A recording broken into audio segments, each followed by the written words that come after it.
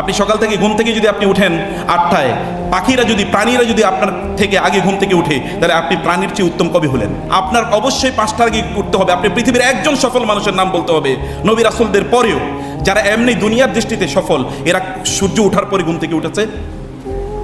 আপনি সূর্য ওঠার আগে ঘুম থেকে উঠতে পারলেন, আপনি দুনিয়া কিভাবে দখল করবেন, দুনিয়া কিভাবে বিজয় করবেন? আপনার time management is very important. আপনাকে স্কিল ডেভেলপ করা দরকার, হ্যাবিট ডেভেলপ করা দরকার, চরিত্র। এটা মাই রুটিন। আমি বাংলাদেশের কয়েকজন বিখ্যাত মানুষের নাম বলতে পারি, তারা এত সফল। যেমন মেডিকেল কলেজের ডক্টর শাহ আব্দুল হান্নানের নাম কে না জেনেছে? শাহ আব্দুল হান্নান যখন মারা যায় তখনও তিনি প্রচণ্ড শক্তিশালী। এবং শাহ আব্দুল হান্নান বাংলাদেশের যদি মেডিকেল আমরা যদি ইবনে সিনা বা অন্যান্য ইয়ারগুলো কথাবার্তা বলি, অথবা যদি এই যে ব্যাংকিং সেক্টর, ইসলামী ব্যাংক ট্যাংক ইত্যাদি, বাংলাদেশ সরকারের যে ভ্যাট ট্যাক্স ইত্যাদির জনক যিনি, আমি ওনাকে কোনোদিন দেখি নাই যে এই সময়ের পরে তিনি ওই কাজ করেছেন। তিনি যদি খেতে হয় 1টার মধ্যে খাবেন, 1টাই খাবেন, এটা 1.5টা কোনোদিন হয় না, আমি দেখিনি কখনো।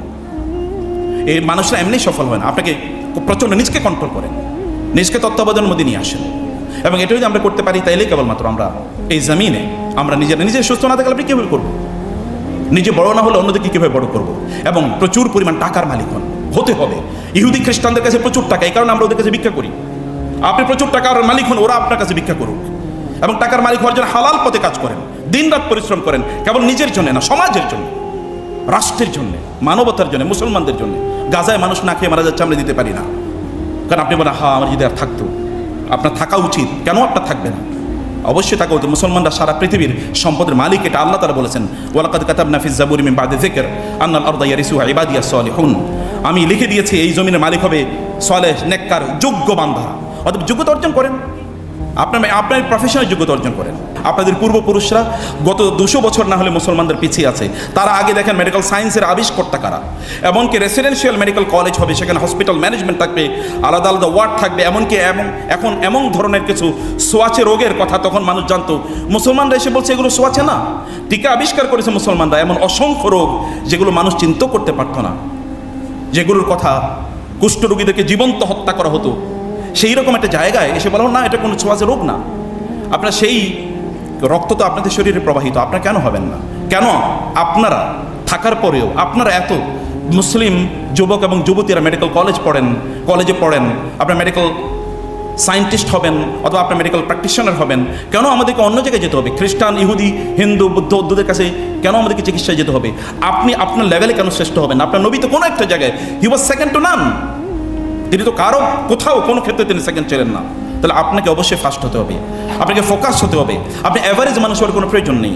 আপনার সময়ে আপনি কোথায় ব্যয় করেন? আপনার রাসূল কি করেছে? যে আপনাকে স্ট্রাগল করতে হবে। আপনার সময় কেবলমাত্র আপনি বলবেন আমার সময় নাই, আপনার সময় কেবল স্ক্রিনে চলে যায়। আপনি প্রোডাক্টিভিটি অ্যাপ ব্যবহার করে দেখেন কতটুকু সময় আপনার স্ক্রিনে যায়। আপনি ইনভেস্ট করেন আপনার নিজের পেছনে, আপনার রাসূলের দিকে তাকান। ছোটোবেলায় তিনি কি তার নিজের পেছনে ইনভেস্ট করেছেন? তিনি কোনোদিন গান শোনেন নাই, তিনি কোনোদিন মূর্তি পূজা করেন নাই। তার পার্সোনালিটি এরকম ছিল যে তার দাদা, ইনি তাকে তার পাশে বসাতেন। তার দাদা কিন্তু সম্রাটের মতো মক্কার, এবং তার আলাদা বসার আসন ছিল, যেমন রাজা বা সম্রাটদের থাকে। তার পাশে তিনি মুহাম্মদকে বসাতেন। তার বয়স তখন 8 এবং 9, এবং তিনি বলতেন আমি আমার এই নাতির মধ্যে দেখেছি একটা পার্সোনালিটি, এবং সে ভবিষ্যতে অনেক বড় কিছু হবে। আপনার পার্সোনালিটি অবশ্যই থাকতে হবে। আপনি আরেকজনের গান কেন শুনবেন? আপনি কেন সেলিব্রিটি নিজে হবেন না? অন্য সেলিব্রিটির পেছনে কেন আপনি সময় ব্যয় করবেন? আপনি আরেকজনের পেছনে সময় ব্যয় করেন কেন? আপনার নিজের পেছনে সময় ব্যয় করুন। এভরিডে নতুন কিছু শেখেন। আপনি আপনার যেই ফিল্ড, এই ফিল্ডে আপনি প্রতিদিন নতুন কিছু শেখেন, নতুন কিছু শোনেন, নতুন কিছু পড়েন। আপনি আপনার প্রফেসরদের সাথে, আপনার সুপেরিয়র যারা আছেন অথবা আপনার যারা আপনার সুপারভাইজার যারা আছেন তাদের সাথে আপনি ওয়ার্ডে যান, দেখেন, নতুন কেস স্টাডি করেন। অনেক বেশি আপনার প্যারালাল। আপনি 5 বছরের সিদ্ধান্ত নেন, আল্লাহর কসম প্রতিদিন আপনি 5 বছর কেবল একটা স্কিল যদি ডেভেলপ করেন, আপনার প্যারালাল বাংলাদেশে কাউকে খুঁজে পাওয়া যাবে না। আপনার রাসূল তো তাই করেছেন। তিনি মক্কায় 13 বছর তিনি আক্রান্ত ছিলেন, মদিনায় যাওয়ার পরে তিনি প্রেসিডেন্ট। 23 বছরের মাথায় এই পৃথিবীতে এমন বিপ্লব সাধন করেছেন আর একজনও নাই। অথচ ঈসা আলাইহিস সালাতু ওয়াস সালামের সাথে মাত্র 13 জন ডিসাইপল ছিল তার, এর মধ্যে একজন তাকে হত্যা করেছে বলে তারাই বিশ্বাস করে। আর আপনার রাসূলের 1.5 লক্ষ লোক তার সাথে হজ করেছে। এবং এত মানুষ তো সবচেয়ে বড় তখনই সফল যখন তার আশপাশে যারা আছে তাদেরকে তিনি তৈরি করেন। আপনার নবী কাদেরকে বানিয়েছেন? একটা আবু বকর এর এক্সাম্পলই গোটা পৃথিবীতে আছে, একটা ওমরের এক্সাম্পলই গোটা পৃথিবীতে আছে? নাই। এরকম প্যারালাল মানুষ আপনার আশপাশে যারা আছে তাদেরকে এরকম তৈরি করুন। এমন চারদিকে এমন মানুষ দিয়ে ভর্তি করে রাখেন যাদের নেগেটিভিটি চিন্তা চেতনা আছে, তাদের সাথে আপনি সময় ব্যয় করবেন না। আপনার পার্সোনালি মানুষ গ্রো করে একাকী, পার্সোনালি মানুষ গ্রো করে। আপনার নবীর অবস্থা দেখেন, তিনি একাকী, এমনকি যখন তিনি হালিমার গৃহে বড় হয়ে উঠছেন তখন অন্য বাচ্চারা খেলাধুলা করে, তিনি খেলাধুলা করেন না। তিনি গাছের নিচে গিয়ে বিশাল আকাশের দিকে তাকান, বিশাল এই মানে মরুভূমির দিকে তিনি তাকান।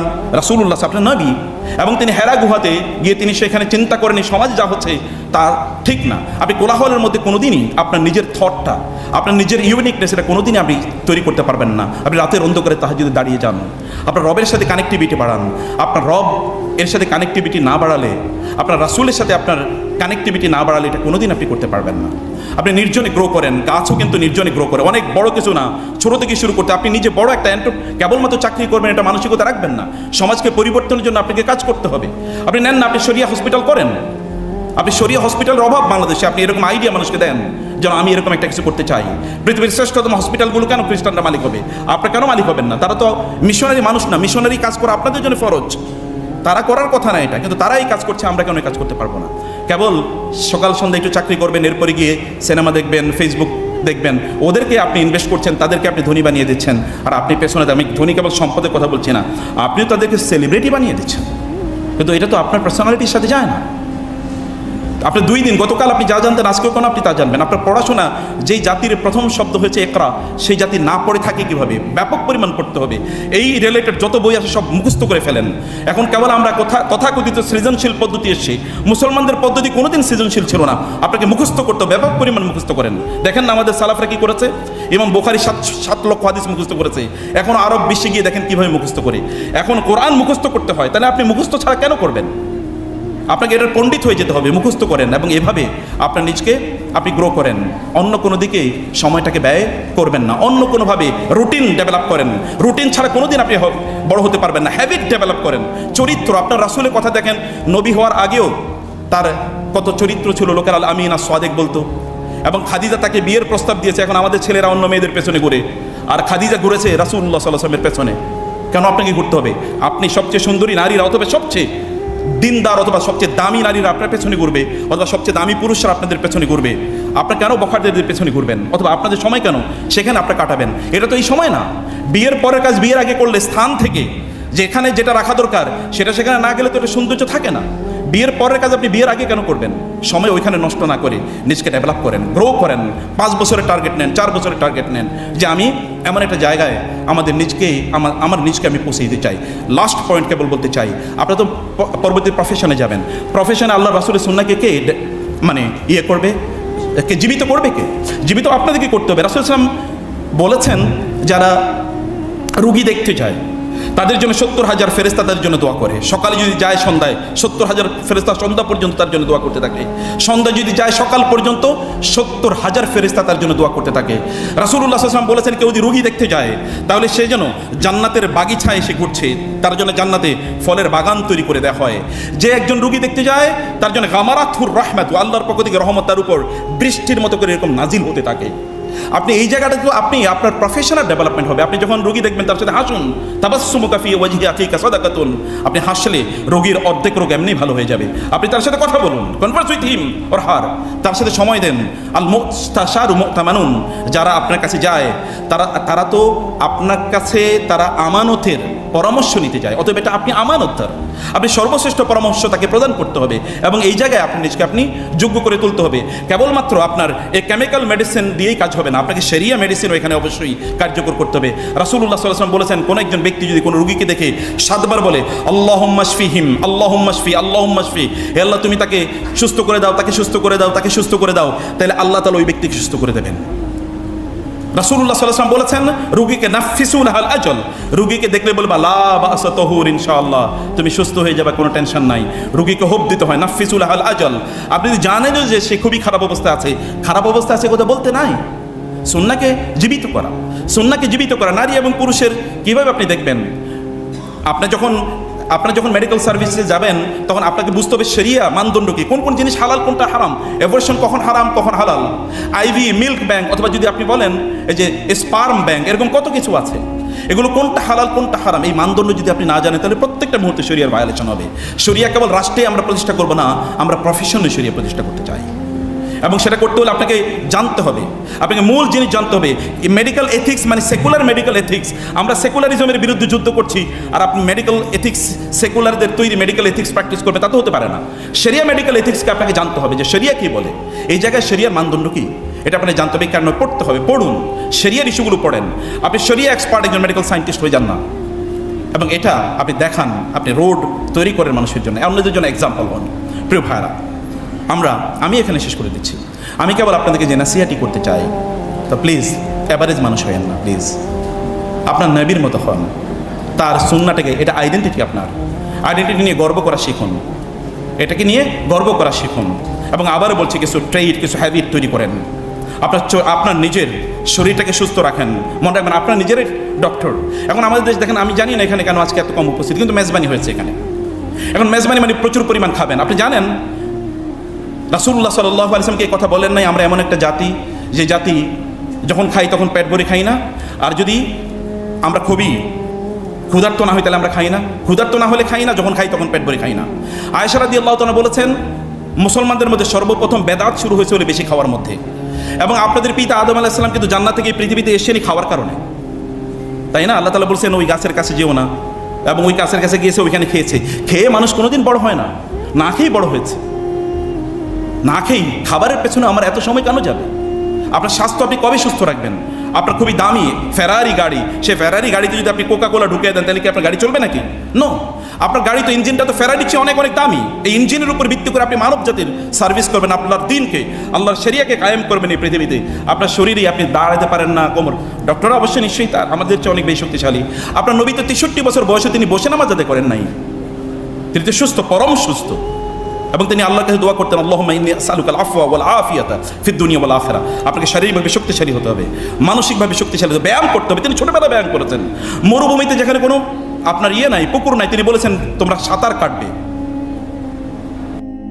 আপনি সকাল থেকে ঘুম থেকে যদি আপনি উঠেন 8টায়, প্রাণীরা যদি আপনার থেকে আগে ঘুম থেকে উঠে, তাহলে আপনি প্রাণীর চেয়ে উত্তম কবি হলেন। আপনি সকালবেলা কেউ, আপনি এত রাতে আপনাকে কেন জেগে থাকতো? আপনি ডক্টর, আপনার ডক্টর, আমি এটা আপনাদের কথা জেনেই বলছি, আপনার ডক্টর আপনারাই বলেন early to red bed and early to rise makes him healthy wealthy and wise. আপনি কবে আগে ঘুমাতে যাবেন? আপনাকে আগে অবশ্যই ঘুমাতে যেতে হবে। আর যদি আগে ঘুমাতে নাও যেতে পারেন, আপনার অবশ্যই 5টার আগে উঠতে হবে। আপনি পৃথিবীর একজন সফল মানুষের নাম বলতে হবে, নবী রাসূলদের পরেও, যারা এমনি দুনিয়ার দৃষ্টিতে সফল, এরা সূর্য ওঠার পরে ঘুম থেকে উঠেছে। আপনি সূর্য ওঠার আগে ঘুম থেকে উঠতে পারলেন, আপনি দুনিয়া কিভাবে দখল করবেন, দুনিয়া কিভাবে বিজয় করবেন? আপনার time management is very important. আপনাকে স্কিল ডেভেলপ করা দরকার, হ্যাবিট ডেভেলপ করা দরকার, চরিত্র। এটা মাই রুটিন। আমি বাংলাদেশের কয়েকজন বিখ্যাত মানুষের নাম বলতে পারি, তারা এত সফল, যেমন মেডিকেল কলেজের ডক্টর, শাহ আব্দুল হান্নানের নাম কে না জেনেছে? শাহ আব্দুল হান্নান যখন মারা যায় তখনও তিনি প্রচণ্ড শক্তিশালী। এবং শাহ আব্দুল হান্নান বাংলাদেশের যদি মেডিকেল, আমরা যদি ইবনে সিনা বা অন্যান্য ইয়ারগুলো কথাবার্তা বলি, অথবা যদি এই যে ব্যাংকিং সেক্টর, ইসলামী ব্যাংক ট্যাঙ্ক ইত্যাদি, বাংলাদেশ সরকার এই যে ভ্যাট ট্যাক্স ইত্যাদির জনক যিনি, আমি ওনাকে কোনোদিন দেখি নাই যে এই সময়ের পরে তিনি ওই কাজ করেছেন। তিনি যদি খেতে হয় 1টার মধ্যে খাবেন, 1টাই খাবেন, এটা 1টা কোনোদিন হয় না, আমি দেখিনি কখনো। এই মানুষরা এমনি সফল হয় না। আপনাকে প্রচণ্ড নিজকে কন্ট্রোল করেন, নিজকে তত্ত্বাবধানের মধ্যে নিয়ে আসেন। এবং এটা যদি আমরা করতে পারি, তাইলেই কেবলমাত্র আমরা এই জমিনে, আমরা নিজের সুস্থ না থাকলে আপনি কীভাবে করবো? নিজে বড় না হলে অন্যদেরকে কীভাবে বড় করবো? এবং প্রচুর পরিমাণ টাকার মালিক হতে হবে। ইহুদি খ্রিস্টানদের কাছে প্রচুর টাকা, এই কারণে আমরা ওদের কাছে ভিক্ষা করি। আপনি প্রচুর টাকার মালিক হন, ওরা আপনার কাছে ভিক্ষা করুক। এবং টাকার মালিক হওয়ার জন্য হালাল পথে কাজ করেন, দিনরাত পরিশ্রম করেন, কেবল নিজের জন্য না, সমাজের জন্য, রাষ্ট্রের জন্য, মানবতার জন্য, মুসলমানদের জন্য। গাজায় মানুষ না খেয়ে মারা যাচ্ছে, আমরা দিতে পারি না। কারণ আপনি বলেন, আমার যদি আর থাকতো, আপনার থাকা উচিত। কেন আপনার থাকবে না? অবশ্যই থাকা উচিত। মুসলমানরা সারা পৃথিবীর সম্পদের মালিক, এটা আল্লাহ তাআলা বলেছেন, ওয়ালাকাদ কাতাবনা ফিজ জাবুরি মিন বাদি যিকর আন্নাল আরদা ইয়ারিসুহা ইবাদিয়াস সালিহুন। আমি লিখে দিয়েছি এই জমিনের মালিক হবে সালেহ, নেককার, যোগ্য বান্দা। অতএব যোগ্যতা অর্জন করেন, আপনার প্রফেশনাল যোগ্যতা অর্জন করেন। আল্লাহ সুবহানাহু ওয়া তাআলা আমাদেরকে, তার রাসূলকে অনুসরণ করে সত্যিকার অর্থে আমরা যেন ওই রকম মানুষ হতে পারি, অ্যাভারেজ না, আনপ্যারালাল যেন হতে পারি। নারীরা, সাধারণত স্ত্রীরা, তারা যদি স্বামীদেরকে একটু আনন্দিত দেখতে পায়, তখন তারা বুঝে এখন মোক্ষম টাইম কিছু চাওয়ার সময়, এখনই চাইতে হবে। কারণ তো উনি একটু খুশি ওদের, কারণ যখন রাগান্বিত তখন তো কিছু চাইলে দেবে না। অতএব এটা খুবই চমৎকার একটা সময়। তিনি গেলেন এবং বললেন, ইয়া রাসূলুল্লাহ, ইয়া রাসূলুল্লাহ, উদউল্লাহ আলী, আমার জন্য একটু আল্লাহর কাছে দোয়া করেন না প্লিজ। স্বামীকে বলছেন স্ত্রী। রাসূলুল্লাহ সাল্লাল্লাহু আলাইহি ওয়াসাল্লাম বলেন, আল্লাহুম্মা গফির লি আয়েশা মা তাকাদ্দামা মিন যামবিহা ওয়া মা তাআখারা ওয়া মা আ'লানাত ওয়া মা আসাররাত। তিনি বলেন, হে আল্লাহ, তুমি আয়েশার সকল গুনাহ মাফ করে দাও, যেগুলো প্রকাশ্য, যেগুলো গোপন, যেগুলো আগে করেছে পরে করেছে, ক্ষমা করে দাও। আয়েশা রাদিয়াল্লাহু তাআলা আনহা এত খুশি হলেন, কারণ তিনি জানেন যাকে তিনি দোয়া করতে বলেছেন তিনি কেবল তার স্বামী না, তিনি আল্লাহর রাসূল সাল্লাল্লাহু আলাইহি ওয়াসাল্লাম। তিনি এত খুশি হলেন, তিনি তার স্বামীর বুকে মাথাটা গুঁজে দিলেন এবং বলেন, ইয়া রাসূলুল্লাহ, আপনি এত সুন্দর দোয়া করেছেন আমার জন্য। আয়েশা রাদিয়াল্লাহু তাআলাকে রাসূল ইসলাম একটু আলতোভাবে আদর করে দিয়ে বলেন, আয়েশা, তুমি জানো, ওয়াল্লাহি ইন্নাহু লা দুআই লি উম্মতি ফি কুল্লি সালাতিন। আয়েশা, তোমাকে আরেকটা ইনফরমেশন দেই, তোমার জন্য আজকে আমি যে দোয়া করেছি, আমি প্রত্যেক নামাজে আমার উম্মতের জন্যই দোয়া করি। স্পেশাল দোয়া যেটা তার স্ত্রীর জন্য, সেটা আপনাদের জন্য প্রতি মুহূর্তে তিনি করেন। রাসূলুল্লাহ সাল্লাল্লাহু আলাইহি ওয়াসাল্লাম তিনি বলেছেন, তিনি যাকে নিয়ে আপনারা আলোচনা শুনতে এই আয়োজন করেছেন, তিনি বলেছেন, লিকুল্লি নাবিয়্যিন দাওয়াতুন মুস্তাজাবাতুন তাআজ্জালা কুল্লু নাবিয়্যিন দাওয়াতাহু। প্রত্যেক নবীর আল্লাহ তাআলা একটা চয়েস দিয়েছেন, আল্লাহ তাআলা প্রত্যেক নবীকে, যে তিনি যেই দোয়া করবেন এই দোয়া আল্লাহ তাআলা ইমিডিয়েটলি সাথে সাথে তা কবুল করে নেবেন। প্রত্যেক নবী সেই চয়েস তার অ্যাভেল করেছে দুনিয়া থাকতে, কিন্তু আমি ওয়া ইন্নী ইখতাবাতু দাওয়াতি শাফাআতান লি উম্মতি ইয়াউমাল কিয়ামা, আমাকে যে আল্লাহ যেই চয়েসটা দিয়েছেন, এটা আমি আমার উম্মতের জন্য কিয়ামতের দিন রেখে দিয়েছি। সেই দিন আমি তাদের জন্য সুপারিশ করে এটা আমি ব্যয় করব। আমি এটাকে তীর হিসেবে রেখে দিয়েছি, আমি কিয়ামতের দিন এটাকে আমি ব্যয় করব। তিনি সেই ব্যক্তি যিনি কবর থেকে প্রথমে উঠবেন, আর কেউ উঠবে না। তিনি সেই ব্যক্তি যিনি অন্যান্যরা বিবস্ত্র হয়ে উঠবে, কিন্তু তিনি বিবস্ত্র হয়ে উঠবেন না। তিনি সেই ব্যক্তি যেদিন লোকেরা কিয়ামতের দিন তিনি তার লিওয়াউল হামদ, তার সামনে তার হাতে কেবল একটা পতাকা থাকবে, কেবল তাকেই চেনা যাবে যে তিনি, সেখানে লোকেরা গিয়ে একত্রিত হবে, বিভিন্ন জায়গায় দৌড়ে যাবে, অমুক আদম আলাইহিস সালাম, নূহ আলাইহিস সালাম, ইব্রাহিম আলাইহিস সালাম, মুসা, ঈসা আলাইহিমুস সালাওয়াতু ওয়াস সালাম, যে আমাদের জন্য একটু দোয়া করুন, আল্লাহর কাছে বলুন, আল্লাহ যেন হিসাব নিকাশ শুরু করে। কেউ কোনো কথা বলবে না, বলবে না আমরা আজকে কোনো কথা বলতে পারবো না, আজকে আমরা আজকে আতঙ্কিত। তারপর তার কাছে যাবে, তিনি সেজদায় লুটিয়ে পড়বেন, আরশের নিচে পড়ে বসে, আরশের নিচে তিনি সেজদায় লুটিয়ে পড়বেন। আল্লাহ তাআলা বলবেন, ইয়া মুহাম্মদ, মোহাম্মদ কি হলো, আপনি কেন হঠাৎ করে সেজদা দিলেন, কি কারণ, কি লাগবে বলেন, বলুন। সাল তোতা এর ফারাসাক, মাথা উঠান, সাল তোতা, কি লাগবে বলেন, তাই আপনাকে দেওয়া হবে। এশফাত তুশাফা, সুপারিশ করতে আপনি কারোর ব্যাপারে সুপারিশ করবেন, আপনি সুপারিশ করুন, যেই সুপারিশ করবেন তাই কবুল করা হবে। কারণ ওই যে তিনি রেখে দিয়েছেন, তিনি বলেন, আল্লাহ একটু হিসাব বিচার শুরু করেন, বিচার, লম্বা প্রক্রিয়া, বিচার শুরু করেন, আল্লাহ বিচার শুরু করে দেবেন। এর মধ্যে 70,000 লোক তারা জান্নাতে চলে যাবে বিনা হিসাবে। তারা দৌড়ে আসবে, ইয়া রাসূলুল্লাহ, এখনো তো আমাদেরকে জান্নাতে ঢুকতে দেওয়া হচ্ছে না। তিনি দৌড়ে যাবেন এবং দৌড়ে গিয়ে বলবেন, জান্নাতের দরজায় তিনি টোকা দেবেন, জান্নাতের প্রহারাদার, ফেরেশতারা পাহারাদার, তারা বলবে, কে? বলে, আমি মুহাম্মদ। ও দাঁড়ান দাঁড়ান, আমাদেরকে নির্দেশ দেওয়া হয়েছে কেবল আপনি আসলে যেন দরজা খুলি। আমরা দরজা খুলছি, দরজা খুলে দেওয়া হবে। 70,000 লোক, 70,000 আমি জানি না, 70,000 বলতে আরবরা অনেক ব্যাপক সংখ্যাকে 70,000 বোঝায়। এটা সংখ্যা কেবল, এটা কোনো স্পেসিফিক নাম্বার না, এটা মূলত একটা অনেক বিশাল নাম্বার বোঝানোর জন্য, হিউজ নাম্বার বোঝানোর জন্য এটা বলা হয়। তারা দাঁড়িয়ে আছে, ফেরেশতারা দরজা খুলবে, অন্যরা প্রবেশ করতে চাইবে, ফেরেশতারা বলবে নো, বলবে যে ইয়া রাসূলুল্লাহ, আপনাকে আগে জান্নাতে প্রবেশ করতে হবে, আপনি ঢুকবেন, এরপরে অন্যরা ঢুকতে পারবে, এর আগে কেউ ঢুকতে পারবে না। কিয়ামতের দিন আল্লাহ সুবহানাহু ওয়া তাআলা তাকেই কেবলমাত্র প্রথম পুলসিরাত পার হওয়ার সুযোগ করে দেবেন। কেবলমাত্র তিনি সেই ব্যক্তি যাকে আল্লাহ সুবহানাহু ওয়া তাআলা এতটা মর্যাদা প্রদান করেছেন, যে মর্যাদার কারণে প্রায় 23,000 বার থেকে 30,000 বার জিবরিল আলাইহিস সালাতু ওয়াস সালাম সে আরশে আজিমের, সে সিদরাতুল মুনতাহার কাছ থেকে এই পৃথিবীতে বারবার ছুটে এসেছেন রাসূলুল্লাহ সাল্লাল্লাহু আলাইহি ওয়াসাল্লামকে বিভিন্ন ক্ষেত্রে দিক নির্দেশনা প্রদান করার জন্য। তিনি এমন একজন ব্যক্তি যাকে তার পরিবারের লোকেরা ইয়া রাসূলুল্লাহ ছাড়া বলে না। Every great man is a কমনার in his family. যত বড় মানুষই হোক না কেন, তার ফ্যামিলি মেম্বারের কাছে, তার স্ত্রীর কাছে তিনি তার স্বামী, সন্তানদের কাছে তিনি বাবা, এবং মা বাবার কাছে তিনি সন্তান। কিন্তু তিনি এমন মানুষ, তার স্ত্রীরা কোনোদিন তাকে ইয়া মুহাম্মদ বলে না, বলে ইয়া রাসূলুল্লাহ। তার কন্যারা তাকে বলে ইয়া রাসূলুল্লাহ, তার চাচারা তাকে বলে ইয়া রাসূলুল্লাহ, তার কাজিনরা তাকে বলে ইয়া রাসূলুল্লাহ, তার ফুফুরা তাকে বলে ইয়া রাসূলুল্লাহ। যারা তাকে বড় করেছে, লালন পালন করেছে কোলে পিঠে করে, তারাও তাকে বলে ইয়া রাসূলুল্লাহ, কোনোদিন বলেন ইয়া মুহাম্মদ। তিনি এমন মানুষ, তিনি এমন একজন ব্যক্তিত্ব তিনি এমন একজন ব্যক্তিত্ব যার চেহারার মধ্যেই সত্যের ভাব ফুটে ওঠে। এই জন্য সালমান আল ফারিসি রাদিয়াল্লাহু তাআলা আনহু তিনি, অথবা আব্দুল্লাহ ইবনে সাল্লাম, যিনি ছিলেন ইহুদিদের মধ্যে সবচেয়ে বড় পণ্ডিত, আব্দুল্লাহ ইবনে সাল্লাম, তিনি যখন মদিনায়, রাসূল যখন মদিনায় যান, তিনি হচ্ছেন তৎকালীন সবচেয়ে বড় greatest intellectual and thinker of that society. তিনি আসলেন মুহাম্মদ সাল্লাল্লাহু আলাইহি ওয়াসাল্লামকে দেখার জন্য। তিনি আসলেন, তিনি বলেন আমি এসেই তার দিকে তাকিয়ে থাকলাম, এবং আমি তার দিকে তাকিয়ে থাকার পর অতঃপর আমি বুঝতে পারলাম যে ওয়াল্লাহি, আল্লাহর কসম, ইন্না হাযা লাইসা বিওয়াজহি কাযাবিন, আমি তার চেহারার দিকেই তাকিয়ে বুঝতে পেরেছি এটা কোনো মিথ্যাবাদীর চেহারা নয়। তার চেহারা থেকে বোঝা যাচ্ছে যে ইনি সত্যবাদী, পরম সত্যবাদী। এবং সাথে সাথে আমি তাকে গিয়ে বললাম, আপনার দিনে আপনি আমাকে দীক্ষিত করে নিন। সালমান আল ফারিসি রাদিয়াল্লাহু তাআলা আনহু, তিনি সেই পারস্যের, তৎকালীন পারস্যের খোরাসানের জাই নামক জায়গায় তিনি এক রাজ পরিবারের সদস্য। তিনি হঠাৎ করে তিনি শুনতে পেলেন যে সর্বশেষ নবীর কথা, ওই নবী আসতে এখনো বহু দেরি, কখন আসবে তিনি জানেন না। এবং তিনি জানতে পারলেন খ্রিস্টানদের কাছ থেকে, খ্রিস্টান পাদ্রীদের কাছ থেকে। তিনি জিজ্ঞেস করলেন, পাদ্রীরা সবচেয়ে ভালো পাদ্রীরা কোথায় আছে? বলা হলো যে তারা আছে হচ্ছে দামেস্কে, সিরিয়াতে, শামে তিনি চলে গেলেন। যে পাদ্রীর কাছে তিনি ছিলেন, পাদ্রী কয়েকদিন পরে মারা গেল। এরকম, অথবা আপনার চেয়ে আরও ভালো কাউকে পাবো যেখান থেকে আমি সর্বশেষ নবীর ব্যাপারে জানতে পারবো বা আমি সত্য জানতে পারবো। বলো যে তুমি যাও, তুমি ইরাকের মৌসুলে চলে যাও। তিনি মৌসুলে আসলেন। মৌসুলে থেকে তারপরে তাকে বলা হলো তুমি নাসিবিয়াতে যাও। এরপরে তারপরে তাকে বলা হলো যে তুমি বাইজান্টাইনে যাও। সেখান থেকে তিনি আরবে ক্রীতদাস আকারে বিক্রি হয়ে গেলেন। আরবে তিনি অপেক্ষা করছিলেন সর্বশেষ নবী কখন আসবেন। সর্বশেষ নবী যখন আরবে এসেছেন, তখন তিনি তার সাথে সাক্ষাৎ করতে গেলেন।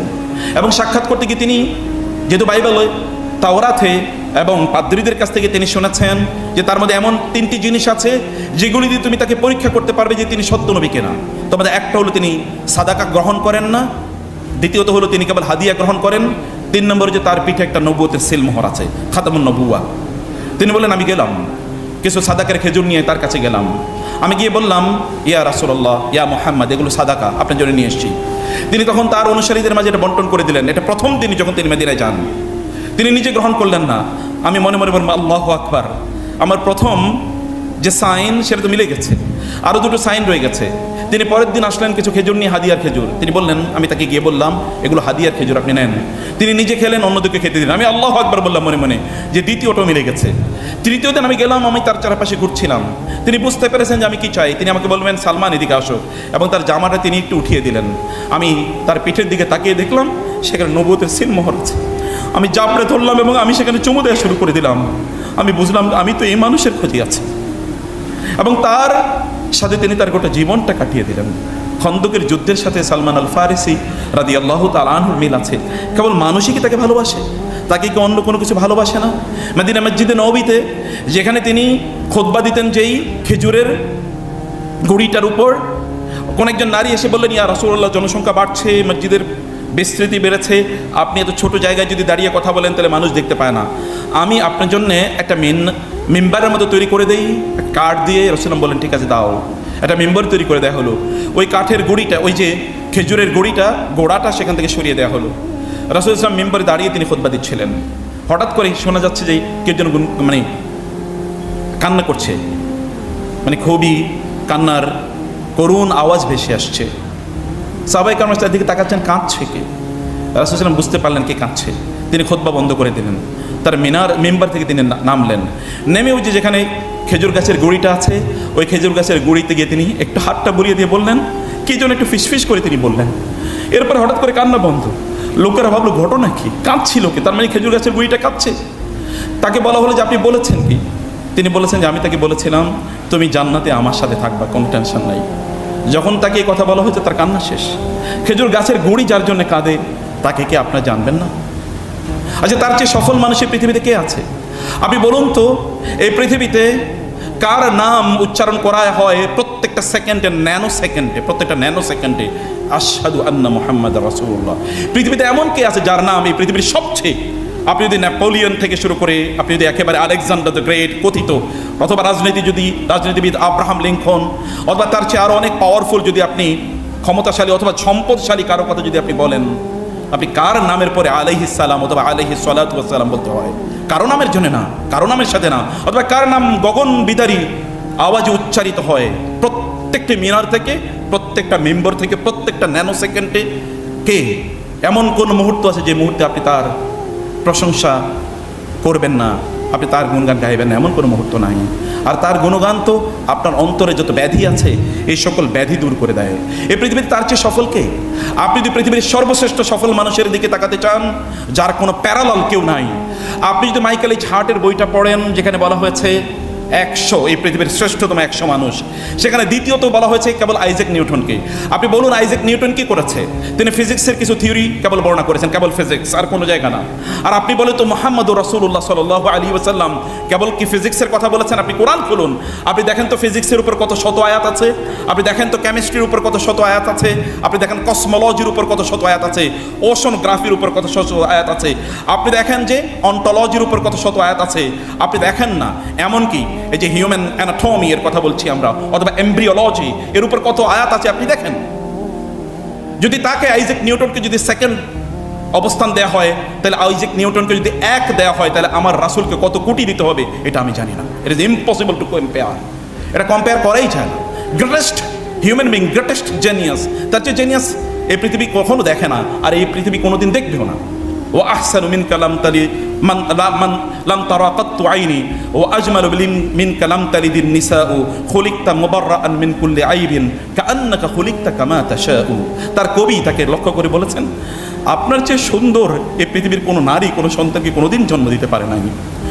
আপনার চেয়ে এত চমৎকার, এত এত এত এত আকর্ষণীয় কোনো মানুষ পৃথিবীর কোনো চোখ কোনোদিন দেখে নাই।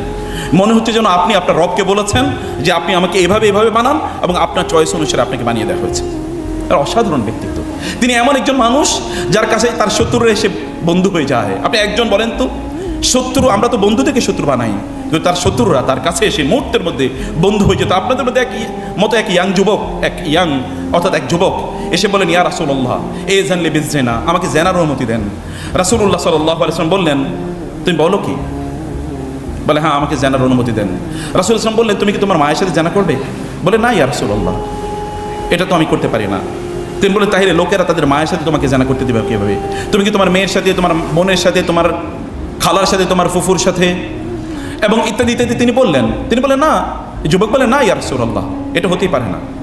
রাসূল তখন কেবল তার বুকে একটু হাত রাখলেন, এতটুকু হাতটা রেখে তার জন্য দোয়া করলেন 3টা শব্দ, আল্লাহুম্মা তাহহির কলবাহু ওয়াগফির যামবাহু ওয়া হাসসিন ফারাজাহু। 3টি দোয়া। হে আল্লাহ, তুমি তার অন্তরটাকে পবিত্র করে দাও, তার লজ্জাস্থানকে একটা সুদৃঢ় দুর্গের মতো করে দাও যেন এটার অপব্যবহার না হয়, এবং তুমি তার গুনাহগুলো মাফ করে দাও। সহিহ বুখারীর হাদিস। এরপরে যিনি হাদিসটা বর্ণনা করছেন তিনি বললেন, ফাকানা হাযা শাবু হাযাল ফাতা লা ইয়ালতাফিতু ইলা আহাদিন বাদা। এরপরে এই যুবককে জীবনে কোনোদিন মাথা উঁচু করে হাঁটতে দেখি নাই, মাথা নিচু করে হাঁটতে। কেবল একটা দোয়া, কেবল বুকের উপর হাত রেখেছে, আর কিছু না। ফদালা রাসূলকে হত্যা করতে এসেছেন মক্কা বিজয়ের সময়। রাসূল সাল্লাল্লাহু আলাইহি ওয়াসাল্লাম দেখলেন ফদালা আসছে। রাসূলুল্লাহ সাল্লাল্লাহু আলাইহি ওয়াসাল্লাম ফদালাকে বললেন, ফদালা জামার আস্তিনে করে তলোয়ার নিয়ে এসে রাসূলকে হত্যা করার জন্য। ফদালাকে রাসূল বললেন, মা হাদ্দাসাকা বিনাফসিকা ইয়া ফদালা, ফদালা কেন এসছো এখানে? রাসূল সাল্লাল্লাহু বললেন ফদালাকে, ফদালা বললেন, না এমনি এসছি, এমনি। রাসূল বললেন, তাহলে তোমার জামার আস্তিনে এটা কি?